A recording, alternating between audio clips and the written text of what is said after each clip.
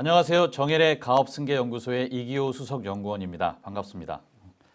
자, 이제 12월인데요. 올해 마지막 영상으로 2025년 세법 개정안 주요 이슈하고 거기에 대한 대응 전략에 대해서 말씀드리도록 하겠습니다. 자, 제가 네 가지 정도 주요 이슈를 말씀드릴 건데요. 첫 번째가 이제 상속 공제액 확대 또 부결입니다. 또 부결. 제가 조금 실망감을 담은 지금 단어를 좀 썼는데 이전 영상에서 제가 이 말씀을 드린 적이 있을 겁니다. 그 이재명 대통령의 취임 100일 기자회견에서 배우자 공제 5억, 일괄 공제 5억 원 합쳐서 10억 원이 넘어가면 이제 상속세를 내야 되는데, 그럼 이제 집주인이 사망하면 나머지 가족이 집을 팔고 떠나야 하는 상황이 너무 잔인하다. 그래서 이재명 대통령이 상속세 공제를 10억에서 18억 원까지 확대하겠다라고 약속했다는 기사까지 나왔었죠. 그런데 결과적으로 이 상속 공제액 확대안이 부결될 위기에 처해 있습니다. 거의 확정적이라고 봐도 될 것 같고요. 자세한 내용을 한번 살펴볼까요? 자, 여기 머니투데이에서 11월 27일에 기사를 냈죠. 여야가 올해 정기국회 세법 심사에서 상속세 공제 체계를 손보지 않기로 했답니다. 여기 상속세 인적 공제 기준이죠. 이게 인적 공제 기준이 1996년 상증세법 전면 개정 이후 30년 가까이 그대로인 상태라고 합니다.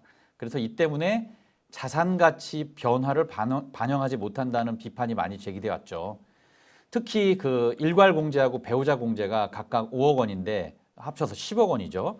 이렇게 묶여 있는 반면에 서울 아파트 중위 가격은 10억 원을 넘어서면서 현재 공제 수준이 부동산 상승 가격을 따라가지 못해서 중산층에 부담을 준다는 지적이 많았다고 얘기합니다. 자, 이 같은 문제의식 속에서 이렇게 여야는 정부 안에 사실 이 상속세 공제 한도 개편이 포함되지 않았었습니다. 그럼에도 불구하고 의원 입법안을 중심으로 일괄 배우자 공제 확대 방안을 검토해 왔죠. 아까 말씀드린 그 일괄 공제 5억 원에서 8억 원으로 배우자 공제 5억 원에서 10억 원으로 확대하는 안이 대표적인 방안이었습니다. 하지만 여기 정부가 검토 결과 이 공제 한도 조정에 따른 세수 감소예요. 세수 감소 이유로 반대 입장을 밝히면서 민주당도 관련 논의를 일단 미루기로 한 것으로 전해졌다라고 얘기합니다. 이유는 이렇죠. 국회 예산정책처에 따르면 이 일괄 공제 한도를 현재 5억인데 이것을 8억으로 상향 조정하면 이제 연평균 약 6,169억 원의 재정 수입이 감소할 것으로 전망된다고 합니다. 여기에 그 이제 배우자 공제 확대에 따른 세수 감소는 산출이 불가능해서 내놓지를 않았거든요. 이것까지 합치면 실제 감세 규모는 더 커진다. 그래서 곤란해서 장기 과제로 넘기겠다라고 얘기하면서 이제 상속세 공제 확대에 대한 우리가 기대를 많이 하고 있었는데 이제 결국 이렇게 불발되게 된 거죠. 매우 아쉬운 상황이 아닐 수 없습니다. 자, 이제 두 번째는 유산 취득세입니다. 이것도 이전 영상에서 제가 소개를 한번 드렸었는데요.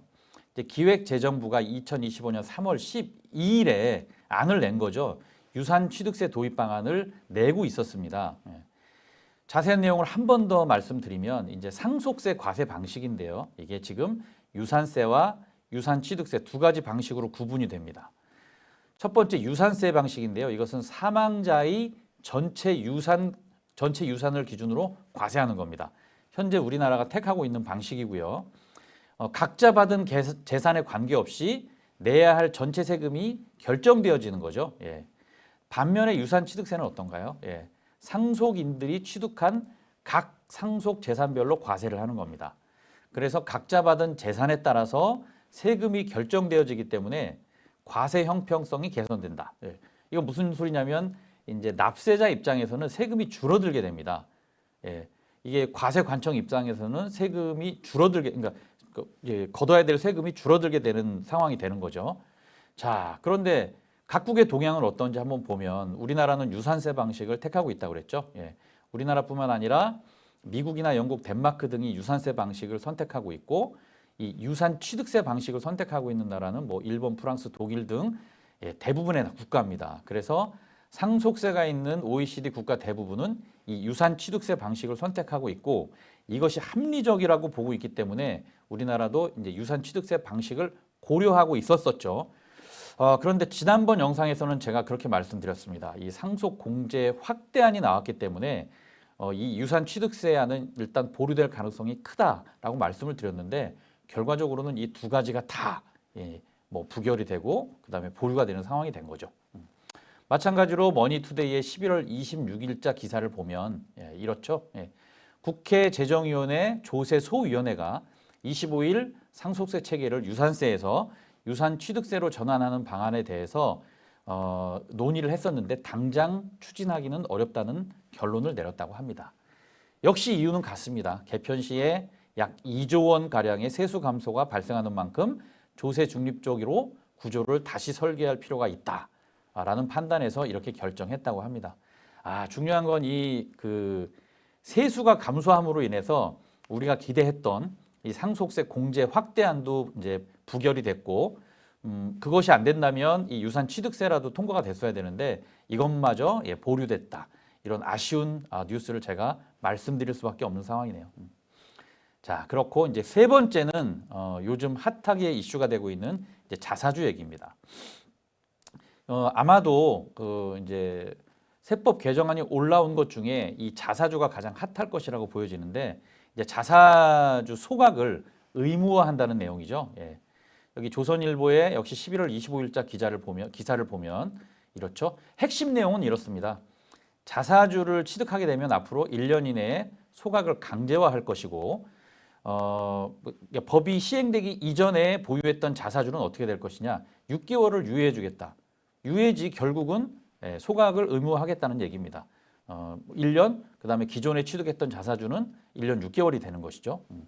자, 이 내용이 조금 어려울 수도 있는 내용이기 때문에 제가 여기 세정일보에서 김한일 세무사가 이제 칼럼을 게재하는 게 있습니다. 여기 보면 우리가 잘 개념을 이해하기 좋고 체계적으로 잘 설명해 놨기 때문에 이 내용을 발췌해서 조금 또 풀어서 말씀을 드리도록 하겠습니다. 자사주 과세체계 자본거래 중심으로 이동한다라는 제목입니다. 자, 최근 국회에서 자사주 취득과 관련한 상법, 소득세법, 법인세법 개정 작업이 동시에 논의되고 있다. 자사주 활용 전략이 기업 지배 구조와 세무에 미치는 영향이 크다는 점에서 이 논의는 기업과 세무 전문가 모두에게 중요한 관심사다. 중요한 관심사이기 때문에 핫하게 이슈가 되고 있는 겁니다. 개정안의 핵심은 지금까지 취득 목적에 따라 달리 적용되던 자사주 과세 체계를 여기 원칙적 자본거래로 일원화하려는 방향에 있다라고 아주 큰 방향을 얘기를 하고 있죠. 자, 국회에는 현재 자사주와 관련돼서 두 가지 상법 개정안이 상정되어져 있습니다. 다 복잡한 내용은 띄고 여기서 중요한 건 뭐냐면 이 두 법안 모두 상장, 비상장 회사 모두를 대상으로 하고 있다는 점이에요. 사실은 내용은 상장 법인을 타겟으로 하고 있다고 봐도 무방한데 법안 내용 자체는 우리 같은 비상장 법인도 대상으로 하고 있기 때문에 우리도 눈여겨봐야 한다는 얘기죠. 자, 소각을 원칙적으로 해야 된다는 내용을 말하고 있고 그러니까 예외적인 상황도 있죠. 스톡 옵션이나 임직원에 대한 성과 보상, M&A 등 일부 사유만 예외로 허용하는 방향이다라고 얘기합니다. 자, 이와 같은 개정 움직임은 정부가 추진하는 기업 지배구조 투명화 정책, 코스피 5천 특위의 자사주 소각 의무화 논의와도 맞물려 있다라고 얘기하고 있습니다. 자, 이번 개정으로 자사주를 장기간 보유하면서 지분 구조를 조정하는 전략은 앞으로 제약을 받을 가능성이 높아졌다라고 얘기하고 있습니다. 자, 여기까지는 이렇게 읽어봐도 우리 같은 비상장 얘기라기보다는 이 상장 법인을 중심으로 하고 있는 내용이다라는 것을 우리가 짐작할 수 있죠. 자, 근데 여기서부터는 우리도 해당이 됩니다. 자, 현재 자사주는 취득 목적에 따라 과세 방법이 다르게 나뉘고 있는 건 알고 계시죠? 자, 보유 목적에는 양도소득세를 과세하고 있습니다. 그래서 이제 양도소득세도 종합소득세율을 적용하지만 주식은 다르죠. 주식은 여기 나오죠. 자, 그러니까 차액입니다. 차액의 그 차액이 30%, 그러니까 3억까지예요. 3억까지는 20%, 3억 초과분에 대해서는 25%의 세율로 과세하고 있습니다. 여기에 지방소득세가 10%씩 더 붙게 되죠. 자, 그리고 이제 그 소각 목적일 때는 의제 배당으로 보고 배당세를 과세하고 있습니다. 배당세는 6%에서 최고 45%까지입니다. 즉 종합소득세라고 이해하시면 됩니다.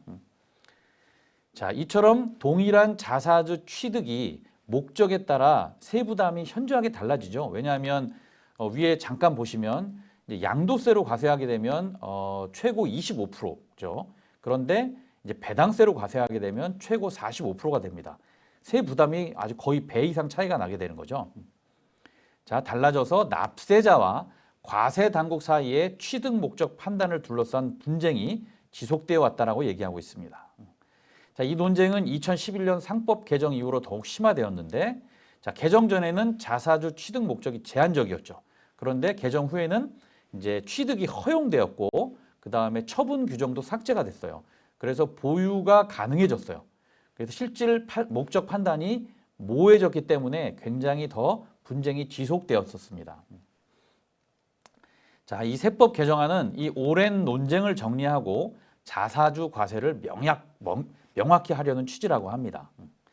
이에 따라 여기서는 중요해요. 왜냐하면 우리 같은 비상장법인은 아까 말씀드린 그런 목적보다는 엑시트 전략으로 많이 사용했었기 때문에 이 어떻게 그 세목이 적용되느냐에 따라서 세율이 달라지잖아요. 이게 중요했었거든요. 이제 앞으로 이렇게 된다는 거죠. 개인에 대해서는 이제 보유건, 소각이건 모두 의제 배당으로 보고 배당 소득세를 과세한다는 얘기고요. 법인에 대해서는 어떻느냐면 자, 자사주 처분 손익이 있어요. 손익에 대해서는 기존에는 입금 또는 손금 산입을 해줬습니다. 그런데 개정안에서는 이제 입금 불산입, 손금 불산입하도록 하고 있다라고 얘기합니다. 가장 대표적으로 뭐냐면 자사주를 취득해서 이게 뭐 사내근로복지법인 이렇게 우리가 출연하는 경우도 있죠. 그럴 때는 그것만큼 비용으로 처리해서 즉 손금 산입해서 법인세를 줄여주는 효과가 있었습니다. 이제 그렇게 하지 않겠다는 얘기예요. 이게 가장 중요한 상황이라고 보고 제가 말씀을 드리는 겁니다. 자, 여기에 거래소 취득분은 예외라고 이제 얘기를 하고 있는데 이건 상장법인에 해당하는 얘기고 우리 같은 비상장법인에는 해당 사항이 없겠죠.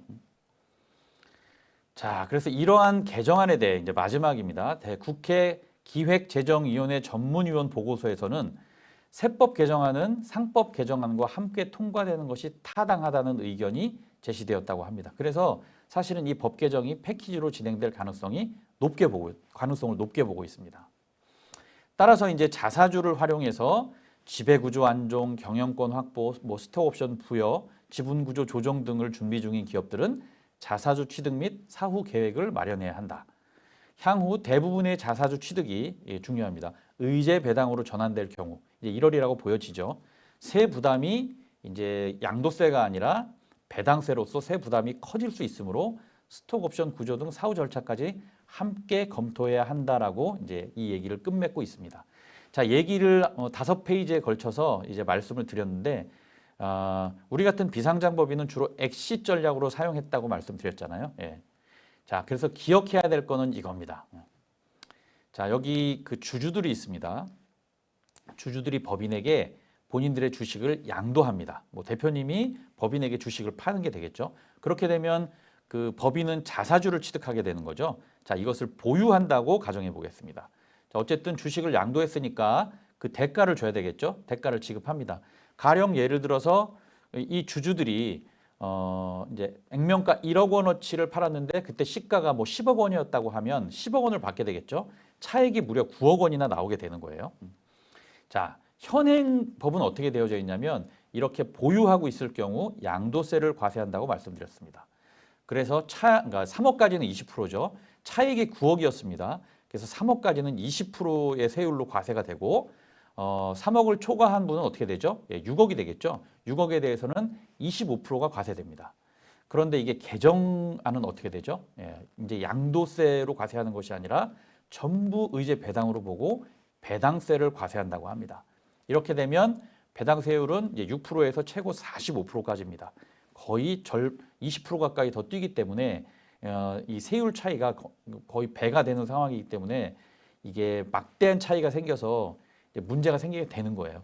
그래서 이렇게 될 때는 우리가 엑시트 전략을 활용하기에는 이제 곤란한 상황이 되는 거죠. 자, 이 상황이 자사주 소각 의무화가 핫 이슈가 되는 상황인 겁니다.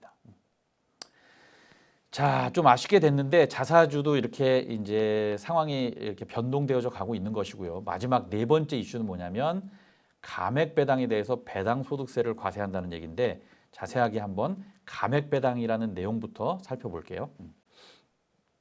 자, 감액 배당은 이제 우리가 자본 준비금하고 이익 준비금이라는 것들이 있죠. 이제 합쳐서 자본 준비금이라고 표현을 하는데 이익 준비금은 배당을 하게 되면 배당액의 10% 정도를 적립하는 것입니다. 그리고 자본 준비금은 좀 어려운 얘기일 수도 있는데 대표적으로 주식 발행 초과금 같은 것들이 있습니다. 자, 이렇게 이런 자본 준비금이 자본금의 1.5배를 초과하게 되면은 자, 이것을 감액해서 잉여금으로 대체하고 이 잉여금에서 주주에게 배당을 할 수 있게 됩니다. 이것을 이제 감액해서 배당했기 때문에 감액 배당이라고 하죠. 그런데 이제 세금이 어떻게 되냐면 이게 주식 투자금에 대한 자본 거래이기 때문에 기본적으로는 세금이 없는 것이 맞습니다. 그런데 저 자본 준비금을 이제 인위적으로 크게 만들어서 이제 증여의 효과를 볼 수 있는 사례들이 좀 나올 수 있게 되죠. 왜냐하면 뭐 아들과 아버지가 각각 지분율이 5대 5인데 아버지가 거의 한 10배 이상의 그 증자를 하게 된다면 그 주식 발행 초과금이 생기게 되겠죠. 이제 그것을 잉여금으로 대체해서 배당을 할 때는 어떻게 되죠? 5대 5로 배당을 하게 되니까 아들은 본인의 투자금보다 더 많은 배당을 받을 수 있게 되는 상황이 발생하게 되는 것입니다. 이것을 이제 증여하는 효과로 우리가 쓸 수도 있었는데 자, 이렇게 되면 어떻게 보면 문제가 될 소지가 있기 때문에 이제 여기도 이제 세법 개정안이 들어왔었죠. 그런데 이제 법인세법에서는 이거에 대한 제재를 명확히 했었는데 이제 소득세법에서는 그것이 내용이 없었어요. 이게 불분명했죠. 그래서 그것을 이제 명확하게 하는 법안이 나온 거예요. 자, 2025년 세법 개정안에 나왔습니다. 자본준비금 감액 배당 과세 범위 합리화예요. 목적은 이 자본준비금 배당에 대한 과세 체계를 정비하는 건데 자, 현행은 어떻게 된다고 그랬죠? 여기 배당 소득에서 제외되는 소득, 즉 세금이 없는 거는 상법 461의 2에 따라 자본준비금을 감액하여 받는 배당이라고 명시해 놨었어요. 예. 그러니까 이것만 갖고는 명확하지가 않거든요. 그래서 개정안이 어떻게 나왔냐면 대주주 등의 경우 보유한 주식의 취득가액까지 제외합니다. 그래서 본인이 취득한 가액 이상을 하게 되면 즉 취득가액 초과분에 대해서는 배당 소득세를 과세하겠다고 이제 세법 개정안이 올라온 거죠. 그렇기 때문에 내가 투자한 자본금을 초과하는 금액을 배당받았을 경우에는 이제 세금이 없는 것이 아니라 배당 소득세를 내야 되는 상황이 된 겁니다. 자, 이렇게 됐죠. 다시 한번 그 주요한 네 가지 세제 개편안에 대한 내용을 말씀드리면 자, 첫 번째로는 상속 공제액 확대가 부결됐다는 점, 그 다음에 유산 취득세 방식도 보류됐다는 것, 그 다음에 이제 자사주 소각이 의무화됐다는 것, 그 다음에 마지막으로는 감액 배당에 대해서 이제 주주가 그 취득한 취득가 이상에 대해서는 배당세를 부과할 수 있게 됐다는 것. 이렇게 내용이 바뀌었다고 보시면 되겠습니다. 자, 그러면 이 세법이 이렇게 개정된 주요 네 가지 이슈에 대해서 제가 말씀을 드렸는데, 자, 이렇게 되는 거죠. 이제 세수 확보를 위해서 뭔가 좋은 것들은 부결되거나 이제 보류됐습니다. 그리고 세금을 이제 징수하기 위해서 뭔가 애매모호한 것들은 명확화했죠. 자, 그러면 이런 상황이 계속해서 이어지고 있는데 우리는 과연 어떻게 여기에 대응을 해야 될까요? 자, 먼저는 우리가 탈세를 하면 안 되기 때문에 법률적 뭔가 범위 내에서 움직여야 되겠죠. 두 번째는 뭔가요? 이제 절세를 해야 되는데 이 절세에 대한 사이즈가 가능하면 컸으면 좋겠습니다. 뭐 100만 원, 200만 원 수준으로 얘기하는 것은 큰 의미가 없겠죠. 마지막으로는 지금 계속 뭔가 바뀌고 있죠. 개정이 되면서 뭔가 우리한테 좋지 않게 바뀌고 있습니다. 그렇다면 앞으로도 뭔가 바뀔 가능성이 있는 것이 있다면 자, 이런 것들을 살펴보고 이런 것들이 뭐 법률적 범위를 벗어나거나 그다음에 절세 사이즈가 작아지거나 그다음에 우리에게 안 좋게 방향이 바뀌기 전에 뭔가를 실행해야 되지 않을까요? 제가 누누이 계속 말씀드렸는데 그 가장 앞에 서 있는 것이 제가 주식 소각이라고 말씀을 드렸습니다.